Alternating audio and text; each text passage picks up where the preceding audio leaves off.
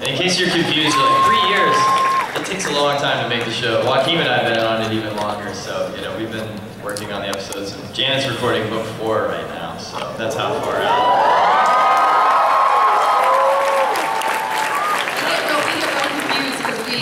Still ADR for 2, and then we do a little work on 3, and then we're recording 4. So we have no idea what's going on anymore. And then they get interviewed, and they're like, "So what do you think about where Korra is right now?" And they're like, "Where is she?" So PJ, you are a very funny guy in real life, but you do acting work that ranges from comedic and silly all the way to like really serious and dramatic, right? What is it like to jump between such drastically different roles from day to day? That's a great question. Who said that? Great question. I asked you that. I wrote it. You did a great job. You speak out loud very well. Actually, what's it like? Okay, so I think it's great to do both because let's say when I'm doing something in comedy, I'm reminded by the drama side to always be real and honest and true, and that always makes a joke pop more. And I think when I'm doing drama, I remember sort of from the comedy side of like when you're doing comedy, you sort of want to like let your elbows out and try new things and say lines different ways.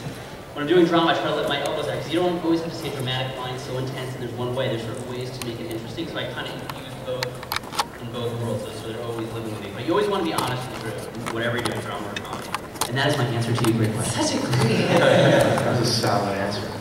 Yeah, I feel. That's a great. Thanks, Steve. That's great advice. Steve, you leveled them up. Yeah. Steve and PJ knew each other actually before they both worked on the series.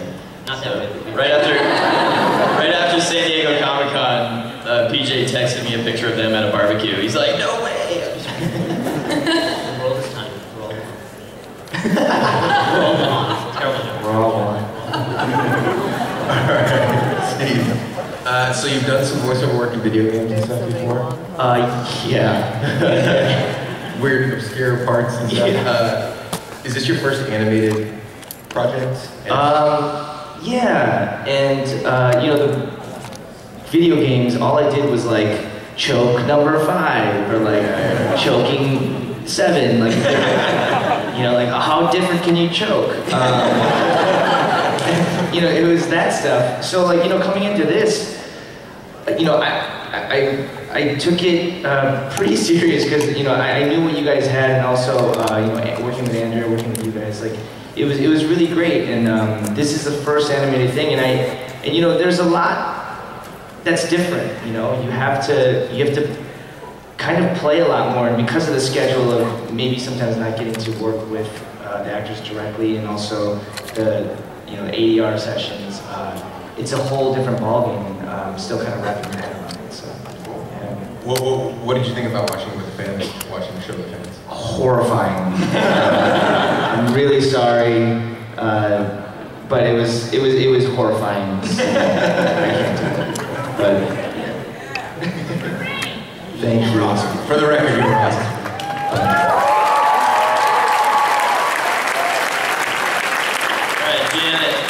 It says Mako asks, and I'm not sure if this is David Faustino wrote this question or if the character Mako has a Tumblr or something. But Mako asks, do you have a favorite line of PJ's/Bolin's?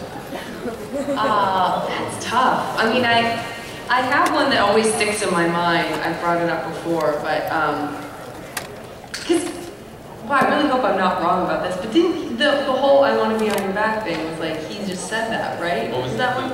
In the very first, when he's on Naga and he's like, "I want to be on your back." Yeah. So if you guys, you know, Steve said the phrase ADR. It's like I think it's additional dialogue recording, and some people think it stands for other things, but it's, you know, we record the dialogue first, and then many times we have to go redo a line, or we rewrite it, or it wasn't clear, or we need a different take or something. And most of it is like choke number 6. You know, it's like a lot of you know, you heard Juan is like, you know, he's being hit by things. We have to add that stuff later. PJ always improvising. You know, in episode 103, he gets picked up by Naga, and there's a rhythm to her gallop, and he, instead of just like, he's like, "I want to be on your back." And it's not really clear, you have to really listen for it, but yeah, that's a good one. It makes me laugh so hard. But that's a good example of pretty much anything that PJ does. Just kills me. So, PJ, same question. Marco asks, do you have a favorite line of Janet/Korra's? Do I? Yes. Yes, I do. I have an answer for you. He's thinking Buying time.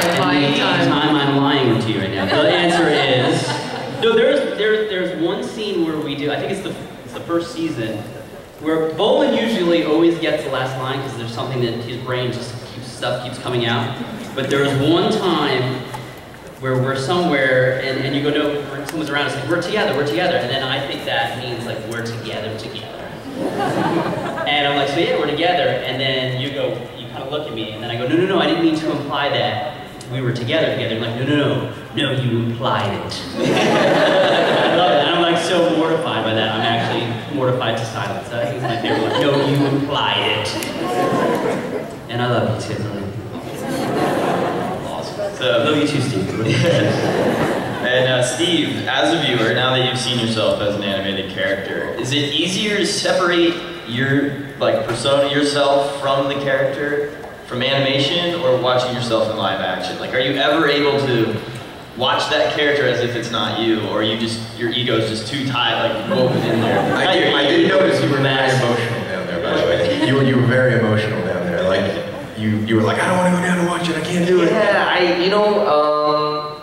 it might take like a second viewing for me to separate myself from it, but I don't know. I can't even watch Walking Dead with other people, let alone watch a thing where I'm not as experienced in with thousands of people. It sounds horrifying, but You sound like a pro, man. thank you guys for helping me. But it was cool. I mean, it's cool to see the interaction and the fans, and also the animation is so beautiful, and that carrot was so cute. Yeah. There's a little radish on his head and a teacup. Are we allowed to ask you guys questions about some of the stuff that we just saw? About a minute. You could ask real quick. Well, I'm so taken with all the spirits that we just saw, and I'm just wondering if you can give us any background and how some of those inceptions. Well, I mean, obviously, it was very inspired by Spirited Away and Naomi's. I think we were that inspiration, and we had Yvonne Freeman is an amazing artist, and she was like an artist fellow. Nickelodeon has this artist fellowship, and she was assigned to our show.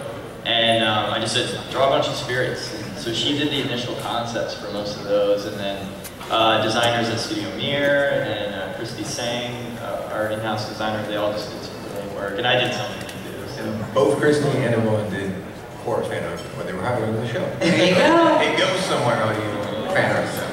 So, with our remaining time, we want to take you guys through, we've never done this before, from beginning to end, how we make the show. We're going to show you this step-by-step. Awesome. We love coming to do these cons because we see things that we never see otherwise. So we always try to muscle our way in because we know we're going to learn a bunch of stuff too. And it's a clip from the 10th episode in the season, so you haven't even seen this yet. And you've seen a little bit if you've seen the trailer, the Book 2 trailer. So Joaquin and I are going to walk you through this, and actors feel free to chime in. Obviously, everything starts with the writing. And on this season, there's Mike, there's Tim Hedrick, and Josh Hamilton, who were writers on Avatar. They're veterans of this world, and me as well. I've worked with them on the writing. Everything starts with just the writers sitting in the room, talking about ideas. We break stories, and we have little post-it notes and index cards kind of pinned up to the wall. From my perspective, they look like crazy people. There's it looks like crazy scribblings on the wall when I walk in there. And then we turn that into a premise, which is about our premises are pretty long. It's supposed to be about 1 page, but ours are about 5 pages. And then that gets turned into an outline. And kind of breaks down each sequence, what's going to happen. There might be little snippets of rough dialogue, which is kind of the idea in there. So this short, you can see how this short little, snippet will turn into this whole sequence. Then that outline gets turned into a script, which goes through many drafts. There's a table draft, the first draft, or maybe I think the first draft comes after the There's a record draft, animatic draft. You know, there's just all these drafts. And just to go back to the premise real quick, that's something that like the director will look at and just start being able to formulate sort of what their ideas are going to be for the show. So it really helps in sort of getting the ideas down early. So you can see that now the final dialogue is plugged in here, and then you have the action direction in between, and it tells you the location, time of day, and those numbers on the side are that's what line number that is on the show. There's a little direction for how we want them to read it, like yelling after her, you know, Janora, be careful, because we're imagining she's going to be further away, that kind of stuff. And then from there, the next thing we do is the dialogue recording. So nothing's been drawn for the episode usually at this point, and that's when we bring in our great cast. And when we can, we bring them in together. But you know, the luxury of doing voiceover work is, you know, you can kind of create an illusion that these characters are speaking to each other. A lot of times they're not even recorded in the same week, you know, or even the same city. And in the scene that you're going to see, we've got the great Kiernan Shipka, who plays Janora, who's also a Mad Men for any adults out there. And we have Janet Varney, and D. Bradley Baker in this particular scene. Man of 1,000 voices. He's for years done all our animal characters. He also played Tarlock in Book One, which is so weird because he's like the nicest guy in the world. But man, can he play a sleazy politician, right? So in this scene, he does a lot of our extra voices. And then you're going to hear it, you're going to hear their dialogue later, so we'll get to that. And then we take that script and the production staff breaks it down. They read through the script and they're like, we've never seen this location before, we need to design that. You know, we haven't seen these spirits before, those need to be designed. Do we need changes to the main characters? Do we have any props that they're interacting with? Are there special effects that we need to design? So all of that stuff gets designed. In this case, it's a pretty simple little sequence we chose, but you'll see how complicated that is. So we have a stock design of Korra. It means we've done it in the past, so we can just reuse it. Stock design of Janora. Although for book 2, we made her a little bit taller. You know, a little bit of time had passed. And then there's a spirit just passes by for one shot. That thing has to be designed. It's got to go through approval, cleanup. And then this was a first pass from our designer, Christy Sang, who we mentioned earlier. She turns in a rough. I'm the art director on the show, so I take it. In this case, I gave some notes on it. I said, it's looking a little too cartoony. I wanted it to be a bit more of like a realistic, anatomical, you know, butterfly character, but a little bit like kind of a spirit. So she took this other pass, and this thing starts as a flower and then turns into this butterfly. So we have to design the before and after, and then here you can see the cleanup. So then she goes in and does really nice clean lines so that this model can be easily colored. And again, this is for a character that's going to be on one scene. Yeah, and it's really time consuming. And you've got to describe the pattern to the animators, you know, keep everything consistent from different views. It's great, it's a ton of work. And this was her first pass on these meerkat prairie dogs, which is funny because meerkats and prairie dogs look pretty similar already. The writer's kind of cracking me up with that one. But I said it should look a little bit more like meerkats, so you can see my revisions here. And then she did the revisions and the cleanup. You can see their final models there. And in this case, this was kind of rare for us. We wish this was the case on every episode, but we actually had a piece of concept art done ahead of time. Usually we're months behind our design. And Frederick Stewart, a great painter that works on our show, had done this awesome concept that he came up with completely for how he thought the spirit world would look. And we just loved it so much that we thought, oh, it'd be great to just set this scene there. So we retroactively, then we had the black and white design extrapolated from that, so we did this of his work. And then we go into Joaquin's department. As co-executive producer, he heads up the whole storyboarding side of things, which on our show is a big, big endeavor. And in this case, it was some artists from Studio Mirror that did the storyboards for this scene. Yeah, and these are technically like our rough boards, but the artists are really, really talented over at Studio Mirror, and they turn in, I mean, it looks like a finished board already, it looks like a finished clean board. Because they're animators and they just have a way they draw, and they kind of draw clean already. So you're going to see this sequence over and over, but you can see how for just this short, few scenes, the amount of posing that we have to plan out, and so in these rough ones, you're going to see the action is a little different. Korra touches the flower, and it kind of quivers, but then she sees Jinora with this bunch of butterflies. And just remember right now that it's a bunch of butterflies. And then Korra runs after her, but this little meerkat guy pops up out of the ground and scolds her. And so then these are our clean boards. Again, it's just kind of the name. They're about the same level of cleanness. But so now this is after Joaquin and Ryu and Lauren and the director have done their revisions. And Mike and Brian have given their input to the storyboards. So now you see that Korra touches these changes that the guys made. She touches the flower, and the flower turns into this butterfly, and it becomes giant, and it flies between Korra to Jinora. And Jinora gets really excited and runs off. And then you can see where Christy got inspired by the little cartoony butterfly. So she was sort of basing it on that. And then there's some other revisions to the action here. So now we're going to jump to the video clip right now. And you're going to see we take the dialogue that our actors recorded and we cut it together with the storyboards, so we can get a rough idea of what the show's going to be.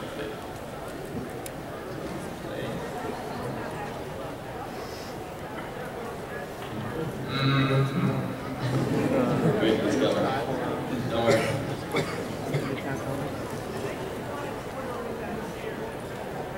Isn't it beautiful? Just stick close to me, okay? This scene's nice, but you never know when we'll run into some dark spirits. Look! It's like it's made of jewels. The spirits are so much more beautiful in their own world than they are at home. Jinora, be careful! Hold on! Hey! Watch where you're going, you giant clod! Sorry. Alright. Cut back to the slides, please. So then we have the storyboard, we figured out the timing, we decided the scene's working, and now we have to color all the designs. And again, as the art director, it's my job to supervise this. So again, we had our stock color models for Korra and Jinora, and then we colored the spirits. We decided that this one's going to be transparent. We have to let that, the animators and the compositors know that. And we color the butterfly, and then because Jinora says it looks like it's made of jewels, we do this little effects reference that it's going to have this kind of jewel pattern composited on top of it. So they have to know that ahead of time. And then we have our little meerkat guys. And then Fred, who did the original concept, now had to repaint the painting based on, based on the drawing, based on his video. You get that. Anyways, so he did this beautiful, little tighter, cleaner version of the background. So this is where the location's going to, the scene's going to take place in this location. And then we do image boards. This is something that we added after Avatar. This is a whole step, which in this sequence it's fairly simple, but we're planning out all the lighting because we want the shadows and the time of day and all of that stuff to match between the characters, the props, and the background. So we have to plan, the light direction and where the shadows are falling. Sometimes it's a creative choice too. So again, in this case, it was pretty simple. And then we send everything over to the overseas animation studio. In this case, it was Studio Mirror in Seoul, South Korea. And the first step is they take those storyboards and now they blow them up, they clean them up, and draw the characters a bit more on model and kind of detail. Yeah, and the good thing again about having the animators having done the boards in the first place was a lot of the drawings that they'd already done, they can just plop right in. So that Korra drawing is the same one from the storyboard, but the background and the perspective and everything is worked out much tighter at this phase. And they put now, they have the design of the butterfly, so they put it much more on model from the storyboard. Detail out, the character and all the details on the ground. Okay, take it through here. So now we're going to get to the video. We're just going to show you all the steps from this point on, now that they've set that up. So we can jump to the video now. You can just play it straight through, you don't need to pause. So they have to take all of the layout poses and do key animation and then add in-betweens for everything. And the average episode of Korra has 15,000 of these drawings. And so when you guys are complaining about how long it takes us, 15,000 drawings. And so these are the pencil tests. And you see how they're drawing the shadows, they're following the image boards, plotting out the light, and where the characters are interacting with the backgrounds. All right, so now we're gonna go into the color animation. So the colorists in Korea, and the compositing artists, color everything and put the effects and camera moves on it. Isn't it beautiful? Just stick close to me, okay? This scene's nice, but you never know when we'll run into some dark spirits. Look! It's like it's made of jewels. The spirits are so much more beautiful in their own world than they are at home.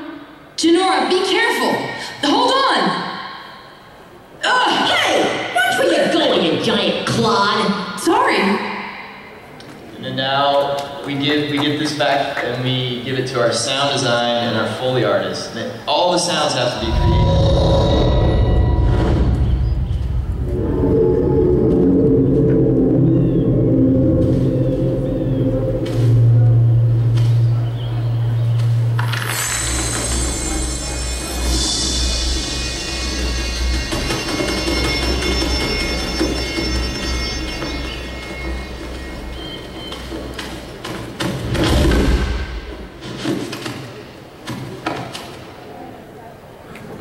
Then we give it to our composer, Jeremy Zuckerman.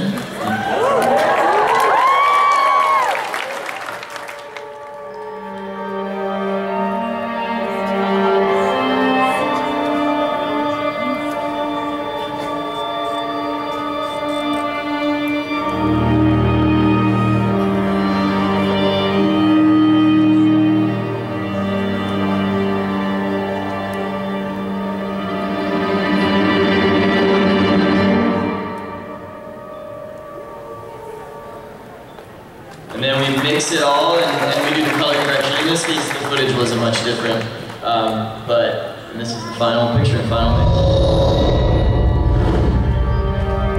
mix. Isn't it beautiful? Just stick close to me, okay? This scene's nice, but you never know when we'll run into some dark spirits. Look! It's like it's made of jewels. The spirits are so much more beautiful in their own world than they are at home. Janora, be careful! Hold on! Hey! Watch where you're going, you giant clod! Sorry! There you go.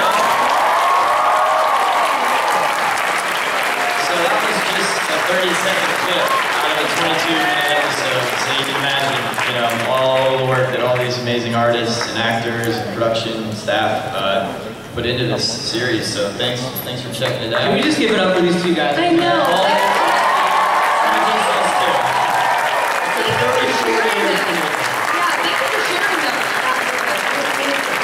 So yeah, I just want to thank you guys again for coming, and if you can make it, PJ, Joaquin, and I are going to do a signing at the Dark Horse booth today at 2 to 3:30.